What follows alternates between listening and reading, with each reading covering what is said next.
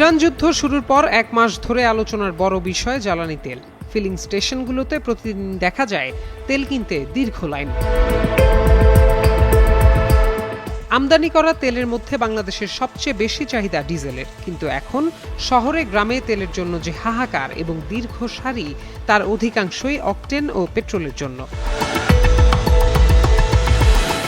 নাম আলাদা হলেও পেট্রোল ও অকটেন মূলত একই জ্বালানি তেল। উচ্চমানের পেট্রোলকে বলা হয় অকটেন। জ্বালানি তেলে অকটেন রেটিং দেখে মূলত গুণগত মান বোঝা যায়। উচ্চমানের মোটর গ্যাসোলিনে অকটেন রেটিং বেশি থাকে, যা অকটেন নামে পরিচিত। মোটরসাইকেল, প্রাইভেট কার, মাইক্রোবাসে সাধারণত জ্বালানি তেল হিসেবে অকটেন ও পেট্রোল উভয়ই ব্যবহৃত হয়। চাহিদার অর্ধেক অকটেন বাংলাদেশেই তৈরি হয়, বাকিটা আমদানি হয়। মাসে অকটেনের চাহিদা 37,000 টন হলেও 8 এপ্রিল পর্যন্ত অকটেনের মজুদ 15,000 টনের বেশি।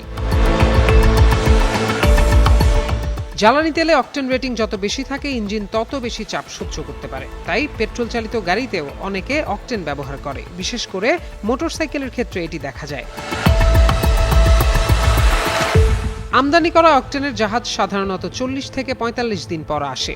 এ হিসাবে গত মার্চে অকটেন নিয়ে কোনো জাহাজ আসার কথা ছিল না। জরুরি পরিস্থিতি বিবেচনায় বাড়তি এক জাহাজ অকটেন কেনার সিদ্ধান্ত হলেও তা মার্চে আসেনি। এর মধ্যে বাড়তি বিক্রির কারণে মজুদ কমে এসেছে। তবে চট্টগ্রাম বন্দরের বহির্নোঙরে 25,000 টন অকটেনের জাহাজ খালাসের অপেক্ষায়।